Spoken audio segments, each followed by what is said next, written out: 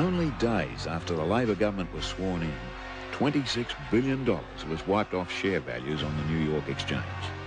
Business confidence collapsed. It was now impossible for Australia to borrow money overseas. Theodore hurried to his Treasury office to find the legacy of the Bruce government, a massive budget deficit. At the first cabinet meeting, he spelt out the problem. Australia depended on borrowed money and high export prices to meet interest repayments overseas. But export prices were plummeting. Wheat was down from 6 shillings to 1 shilling and 8 pence a bushel. Australia couldn't earn the income to pay its debts.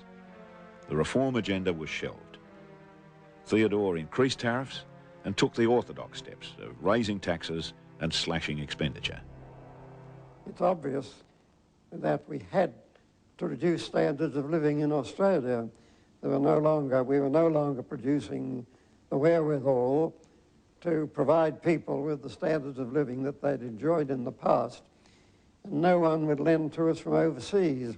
On this occasion, of course, on the occasion of this depression, which we're in the middle of now, the same sort of thing was true.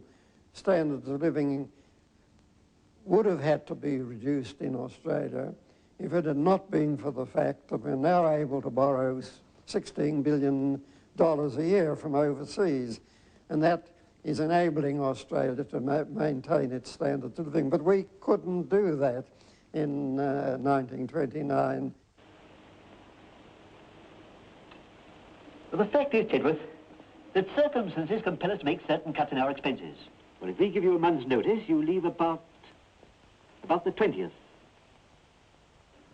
The actual action that was taken is the action to meet the financial crises, sacking a lot of people in order to reduce expenditure so that in that way they could meet their loans, and this action, of course, probably made the recession worse.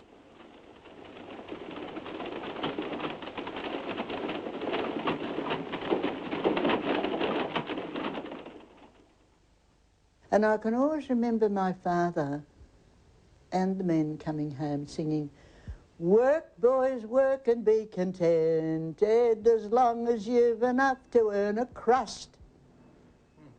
Very bitter they were, very angry men. A very angry time, indeed, during the Depression. Unemployment rose 5% during Labor's first 6 months in office. We are passing through a period of depression. Large numbers of our people are unemployed. Large percentage are out of work.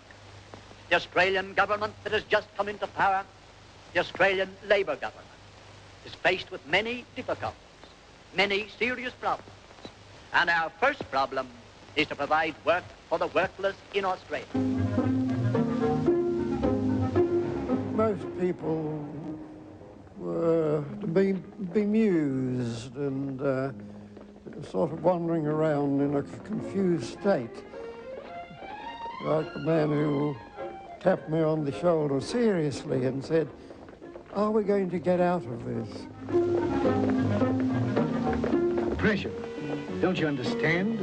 Why, this slump is likely to last for years. No work today or tomorrow. The meanest labourer I employ is twice the man that you are. Things are bad, old man. Damn bad. In those days, the Depression was more like a natural event, like a flood or an earthquake.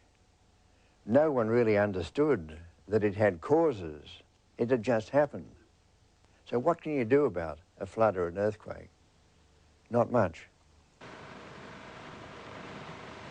There doesn't seem to be any quiet, easy period of sunshine for any of the great European and American nations. We're all under the pressure of events. The whole world is under pressure. they thought the Depression should never occur, should never happen. So what you had to do is more of the same. Reduce costs, reduce wages, reduce government expenditure, reduce deficits. In other words, tighten everything up, which of course made it worse. With unemployment accelerating, Theodore argued that it was futile to wait for world recovery. The government had to find its own solution. Government was getting either no advice on these issues or pretty orthodox advice. And as for economists in the Treasury, there were none. In 1930, monetary policy was in the hands of the orthodox businessmen of the Commonwealth Bank Board. Theodore introduced a bill to establish a separate reserve bank and give the government a greater say. Money should be a servant, he said, not a master. Through a reserve bank, the government could influence the volume of money in circulation. Theodore saw that money was created by the banking system and that as the quantity of exchange business rose, so did the quantity of money rise. Now, when business began to decline, the quantity of money began to decline. The banks had a controlling power in money, and Theodore saw this was one of the vital factors in determining what we would call now the level of activity, the level of employment, whether we've got booms or whether we've got recessions and depressions. The chairman of the Commonwealth Bank, Sir Robert Gibson, believed any increase in the volume of money would debase the currency. Theodore's Reserve Bank bill outraged the banks. They said the level of activity was for banks to determine, not government. The Conservative-dominated Senate agreed, and the bill was consigned to the limbo of a select committee.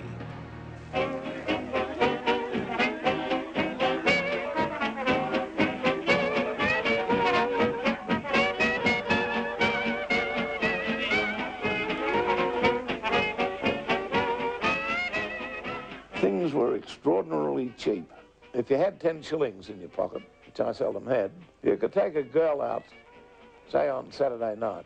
You bought her a small box of old gold chocolates for a shilling. You bought a packet of 12 Capstan cigarettes for sixpence. Things were cheap if you, if you had any sort of a job. But as the level of activity continued to drop, unemployment broke through 15%. Scullin prepared to leave for a British Empire conference in London, and it was announced that Theodore would be acting Prime Minister.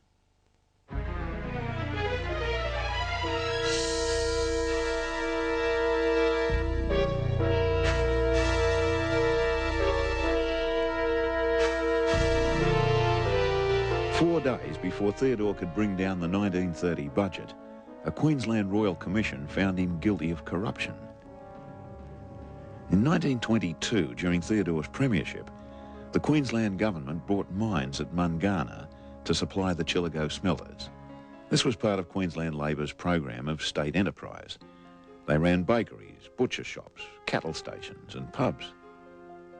The Royal Commission, appointed by a now Conservative Queensland government, found that Theodore had been a secret shareholder in Mungana mines. The Bank of New South Wales provided the newspapers with cheques made out to Theodore many years earlier. Mungana's a very fine word for political reasons, if you think about it. You pay some mindless heckler to go to a meeting, and all he has to do is shout, "What about Mungana?" It's a beautiful word politically, and it was used to the last drop of blood they could get out of it. Theodore was forced to stand down as Treasurer, pending a trial. The banks were now firmly in control of the economy. This is the first chance I've had to talk to you, and I'm coming straight to the point. What is the farmer's best friend? The bank. Quite right, but not the bank that you mean. There's one bank that never charges interest. Lead me to it, Dad. I will. The River Bank.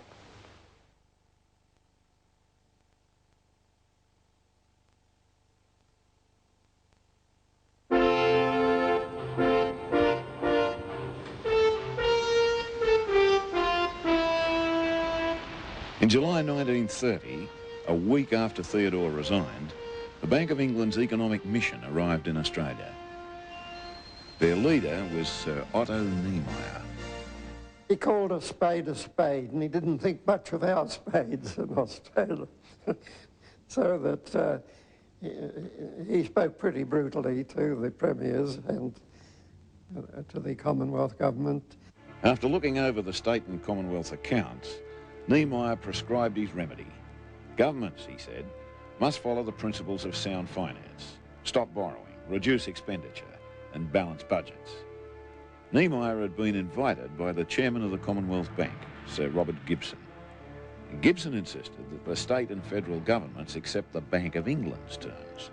Only then, he said, could Australia meet its overseas debts and maintain its credit rating. The state premiers and acting Treasurer Lyons pledged to balance their budgets by the end of the financial year. In caucus, Theodore questioned Niemeyer's prescription and began to mobilise support for a solution that would put unemployment first. Theodore, of course, was a great reader. Even when we went to a Labor picnic, he spent his time mostly reading a book. And I remember having a look at the book, and it was a book on some economic matter or financial matter. He was a self-educated man. So he kept himself up to date all the time on, you know, the latest economic theories and the opinions of economic writers. At the same time, Theodore campaigned for a trial in Queensland to clear his name. As far as everybody else was concerned, he was a guilty man, you see. But there was absolutely no change in his demeanour or the routine of the house or the routine of his getting up in the morning and polishing his shoes out on the balcony, looking out over the harbour and ruminating on what the day's events would be, and then off to the Commonwealth Bank where his offices were. Came home, had his meal as usual at 6 o'clock and went to bed early if he wasn't in the study doing some work. And as soon as his head hit the pillow, you could hear his snores. When Theodore had moved to Sydney, he stepped onto the turf of the big fella of New South Wales Labor, Jack Lang. Jack Lang regarded Theodore as a political rival. Something I could never understand. Theodore didn't criticise him. Theodore didn't want to run the New South Wales Labor Party. But Lang turned on Theodore, and I remember the organising secretary saying to the party, these two will fight it out. I think that was Lang's idea. In October 1930, Jack Lang regained the New South Wales premiership by rejecting the belt tightening of the other premiers. Boy, he was a spellbinder. He had a rasping, snarly sort of a voice, and there were no amplifiers in those days. I was within, say, a couple of 100 yards of him, and he said, I'm determined that the babies of Balmain will not suffer at the hand of blood-sucking bandits like Niemeyer from the Bank of England, that sort of thing. He was a frightening speaker. He was the sort of bloke that he snarled at everything. Yeah. The bloodsuckers of Britain, he used to say. Private enterprise collapsed. Threw them out onto the street unemployed. Their bosses didn't want them. They could starve, they could perish. As politicians and financiers searched for a solution, unemployment continued to rise. By Christmas 1930, it had gone up another 5% to 20%.